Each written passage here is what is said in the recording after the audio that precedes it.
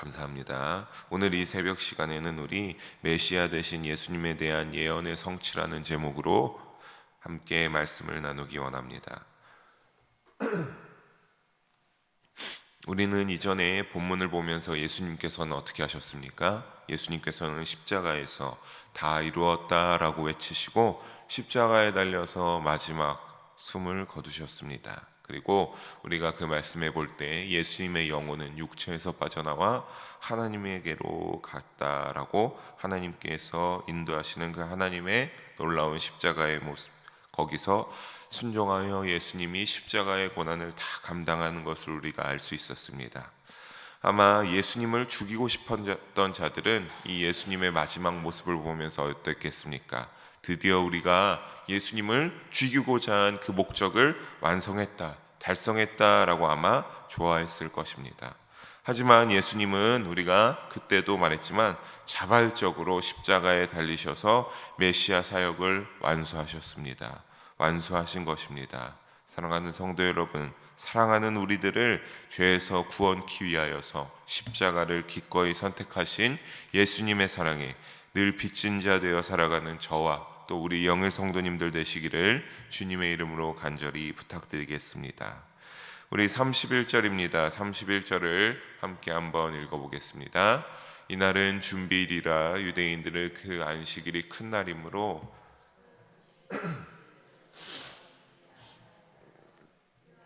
그들의 다리를 꺾어 시체를 치워달라 하니. 아멘.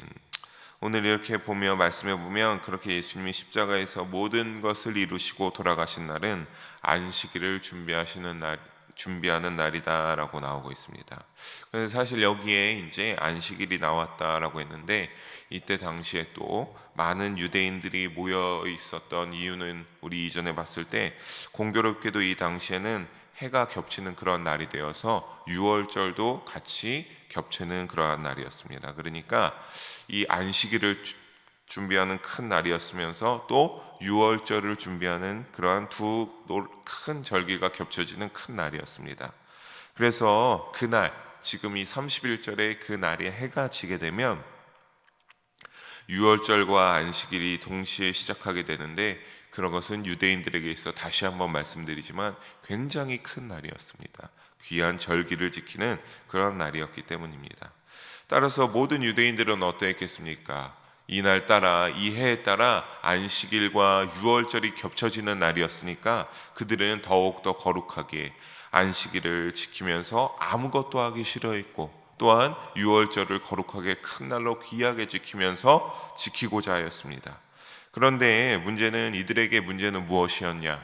이 세 명의 십자가에 예수님을 포함한 세 명의 십자가에 못 달린 자가 참 문제였습니다. 그들은 이들을 보면서 이제 유월절과 안식일이 겹쳐서 시작하는 중요한 절기가 시작하는 큰 날에 시체를 십자가에 그대로 두어 밤을 새우면은 자신들의 율법에 부정하다라고 명시되었었기 때문에 그들은 어떻게 하길 원했냐면 신명기 21장에 보게 되면 해지기 전에 시체를 매장하는 것이 당시에 유대인들에게 관례였습니다. 그래서 이들은 이 해가 지기 전에 이 모든 시체가 어떻게 되길 원한 겁니까? 빨리 십자가에서 내려와서 더 이상 우리가 이 큰 날 귀한 유월절과 안식일이 시작되는 그 절기를 지키면서 그들이 부정하기 싫었기 때문에 이 시체들이 십자가에 달려 있지 않았으면 좋겠다라고 이들은 생각했습니다. 그래서 이들은 빨리 치우고자 원했고, 하지만 사실 로마인들은 또 이와 달랐습니다. 로마인들은 십자가형을 당한 시체를 어떻게 했냐라고 하면 그대로 방치하는 경우가 있었습니다. 왜냐하면 그 반역을 꾀하거나 그것들의 어떠한 로마에 대해서 반항할 수 있는 것들에 대해서 굉장히 방치함으로써 날짐승들의 먹이가 되게 함으로써 그것이 전시적인 효과를 굉장히 높일 수 있었기 때문에 또 이 로마에서는 십자가에 달린 자가 참 처참하게 아무런 저항도 못하고 까마귀나 날짐승들에게 다 그 눈이 뽑아먹히고 하는 그것들을 통해서 전시 효과를 톡톡히 누리고자 하기도 했습니다.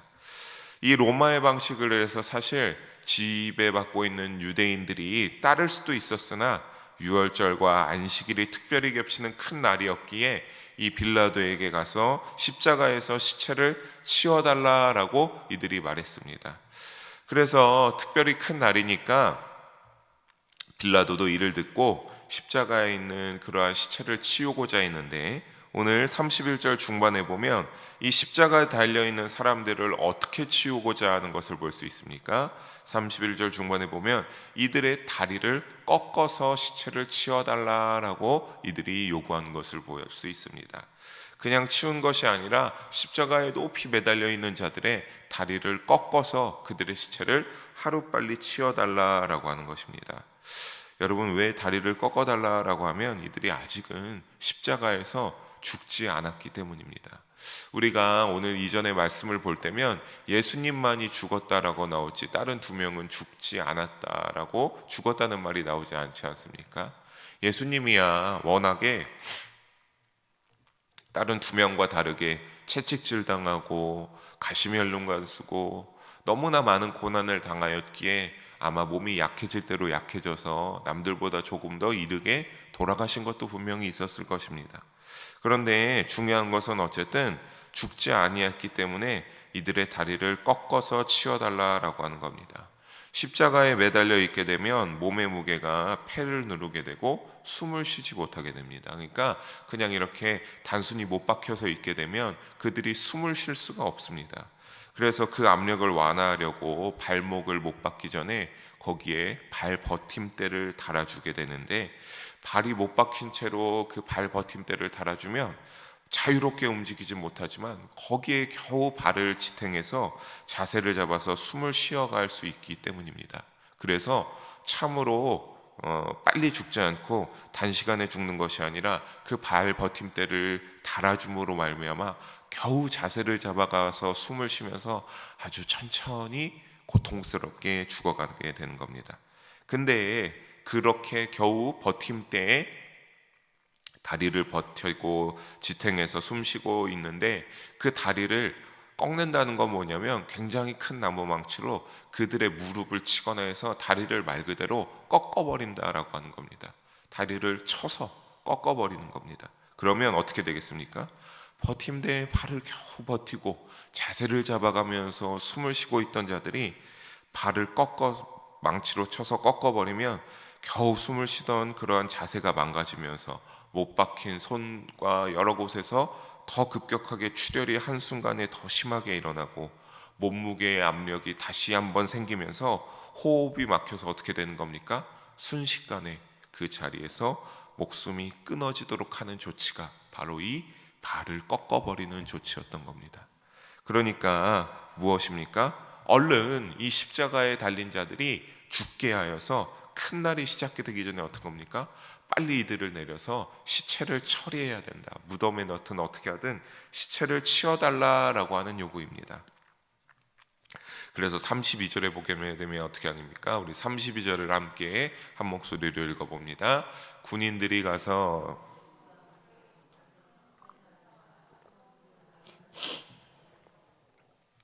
아멘.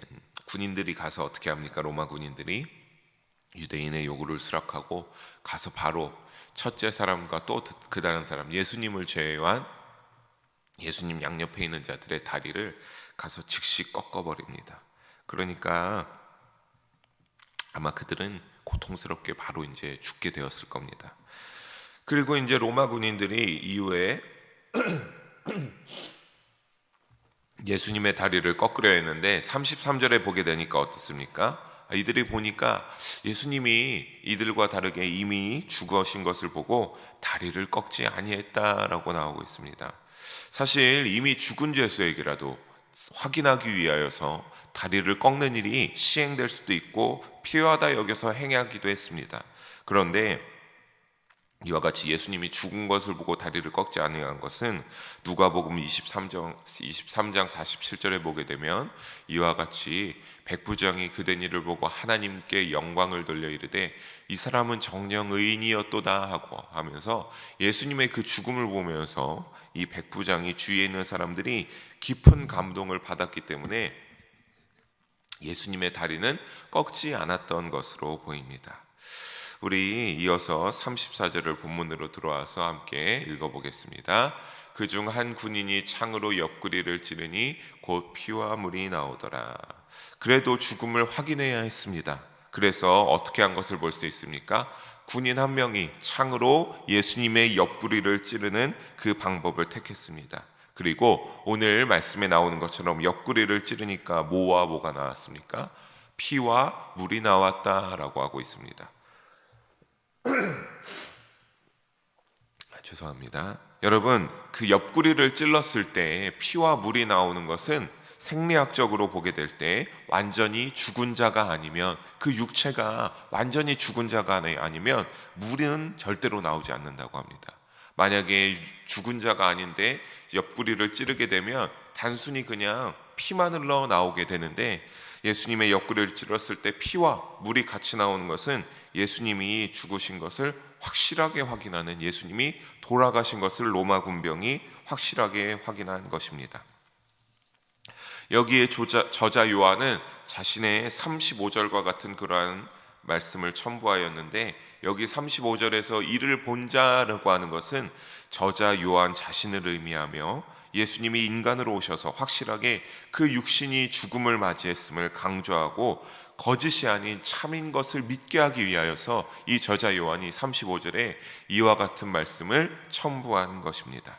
즉 예수님이 피와 물을 흘리시고 정말 죽음을 맞이하셨음을 저자 요한이 이 35절을 첨부하여서 굉장히 강하게 강조하고 있는 것인데, 그것은 이 저자 요한이 이 복음서를 쓰던 때에 가연설을 주장하던 이단의 거짓 가르침에 대응하기 위해서였습니다. 가연설을 주장하던 이단의 주장, 이 가연설은 무엇이냐면, 예수님이 실제로 육체와 인간성을 가지고 있는 것이 아니라 죽은 것처럼 보이게 하려고 어떤 예수님은 환영 같은 존재여서 이와 같이 예수님이 죽은 척 연기했다라고 하는, 그래서 절대로 예수님이 육체로 입은 것이 아니라 예수님은 그냥 환상일 뿐이었다라고 주장하는 것이었습니다. 그래서 요한은 이와 같이 35절과 같이 기록하여서 예수님이 참된 인간으로 오셨다가 죽으시고 부활하신 것을 목격했다 말하면서 이 이단들의 주장에 반박하고 있는 것입니다. 또한 믿는 자들이 35절 마지막에 보는 것처럼 믿는 자들이 이 부분을 읽음으로써 어떻게 되길, 온전한 믿음에 이르기를 완전하게 간절히 원하였습니다. 사랑하는 영의 성도 여러분, 인간의 몸으로 오셔서 사랑하는 인류를 구원하기 위하여서 생명을 버리신 예수님을 온전한 믿음으로 믿으시기를 바랍니다. 우리 36절을 다시 한번 함께 읽어봅니다. 이 일이 일어난 것은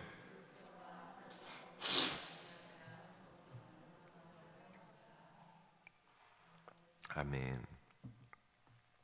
사랑하는 성도 여러분, 여기서 말하는 성경은 시편 34편 20절을 말합니다. 여기 34편 20절에 그의 모든 뼈를 보호하시며 그 중에서 하나도 꺾이지 아니하도다라는 구약의 말씀이 성취되는 것을, 그것을 말하고 있는 것입니다. 또한 37절에 보게 되면 다른 말씀이 또 성취되는 것을 말하는데, 스가랴 12장 10절의 중반부에 보게 되시면 그들이 그 찌른 바 그를 바라보고 라고 하는 부분이 있습니다. 이 말씀이 또한 예언의 스가랴 선지자의 예언이 성취되는 것을, 그것을 말하고 있는 것입니다.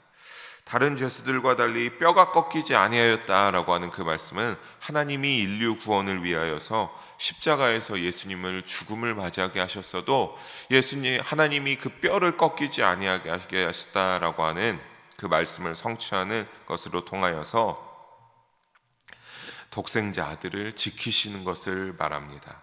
또 스가랴의 말씀은 예수님을 믿는 자들도 부활을 목격하게 될 것이지만, 어떤 자, 찌른 그를 바라보고 라고 하는 것처럼 찌른 자인 예수님을 적대시하던 유대인들도 동일하게 무엇을 보게 된다?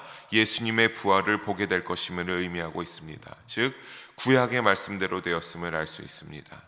사랑하는 영의 성도 여러분, 이처럼 예수님이 고난당하시고 십자가에 달리셔서 돌아가시는 과정에서 일어난 모든 일들이 메시아 되시는 예수님에 대한 예언이 성취되는 일이었음을 믿으시기를 바랍니다. 예수님을 적대시하던 자들이나 십자가 처형식을 담당하던 자들은 모두 자신들의 의지대로 자신들이 해야 할 일을, 또 자신들의 목적을 위하여서 자신들의 의지를 가지고 행동한 것이지만, 하나님은 이 모든 일을 통하여 어떻게 하신 겁니까? 메시아 예언이 성취되게 하신 것입니다. 저자 요한 역시 이를 위해 사실만을 세세히 기록함으로써 예수님의 죽음이 거짓이 아니라 하나님이 모든 인류를 구원하시기 위한 계획이었음을, 이를 위한 예수님의 메시아 되시는 죽음이었음을 강조한 것입니다. 저와 영일 성도님들 모두가 우리 구원을 위해 하나님이 이와 같이 계획하시고 놀라운 사건을 성취하셨음을 온전히 믿으시기를 주님의 이름으로 부탁드리겠습니다. 사랑하는 영일 성도 여러분, 말씀을 정리하면서 세상에는 참으로 많은 길이 있습니다. 그 중에서 우리가 믿음을 통한 길을 살펴볼 때 두 가지 길이 있습니다. 믿음을 믿고 예수님을 믿으면서 살아가는 길과 예수님을 믿지 않고 예수님의 자리에, 나를 예수님의 자리에 옵혀서 내 멋대로, 내 육신대로, 내 멋대로 하면서 살아가는 그러한 여러 가지 세상의 길이 있습니다. 하지만 우리 죄 가운데서 구원받아 하나님 나라에 들어가는 길은 어떤 길뿐입니까? 오직 예수님을 믿니, 예수님만을 믿는 길일 뿐입니다. 하나님이 계획하시고 예수님의 큰 상으로 만들어진 십자가의 도만이 오직 유일한 구원의 길임을 믿으시고 깨달으시길 바랍니다. 하나님은 이 구원의 길, 십자가의 도에서 받는 은혜를 누구나 누리시기를 원합니다. 믿음의 길은 좁은 길이기에 때로는 하지만 고난이 있는 순탄치 않은 길입니다. 하지만 십자가의 도를 의지하고 내 십자가를 지고 그 길을 나아감으로 말미암아 말씀대로 성취하시는 주님의 신실하신 놀라운 은혜를 누리는 우리 영일 성도님들 되시기를 다시 한번 부탁드리고 주님의 이름으로 축원합니다. 기도하시겠습니다. 사랑의 하나님 아버지, 오늘도 귀한 말씀을 주님의 뜻 가운데 나누게 하심을 감사합니다. 그 가운데 모든 영광 주님 홀로 받아 주시옵소서. 하나님, 우리가 오늘 말씀을 통하여서 우리를 위해서 육체를 다 포기하시며 십자가에 달려 돌아가신 예수님의 그 놀라운 십자가의 죽음과 그 모든 계획들이 메시아 되신 예언의 성취였음을 깨달았습니다. 우리를 위해서 돌아가신 주님, 우리가 늘 그것을 깨닫게 하여 주시고 빚진 자 되어 늘 십자가를 붙잡고 살아갈 수 있게 하여 주시옵소서. 그 십자가의 도를 의지하고 살아감으로 말미암아 하나님의 계획하신 놀라운 사랑을 누리게 하여 주시고, 우리를 위해서 죄악에서 건져내기 위해서 십자가에 달려 피 흘려 돌아가신 그 놀라운 크신 은혜를 우리가 마음껏 누리게 하여 주시옵소서. 그래서 우리가 십자가의 도를 의지하고 내가 져야 할 십자가를 지고 그 길을 따라갈 때에 언젠가 거기에서 흔들리지 않고 그 길을 굳건히 따라가서 십자가를 지고 하나님의 나라에 들어가서 우리가 그에 따른 충성된 종으로서 구원의 멸류관을 쓰는 놀라운 구원의 역사를 맞이하게 하여 주시옵소서. 사랑이 많으신 예수님 이름으로 기도합니다. 아멘.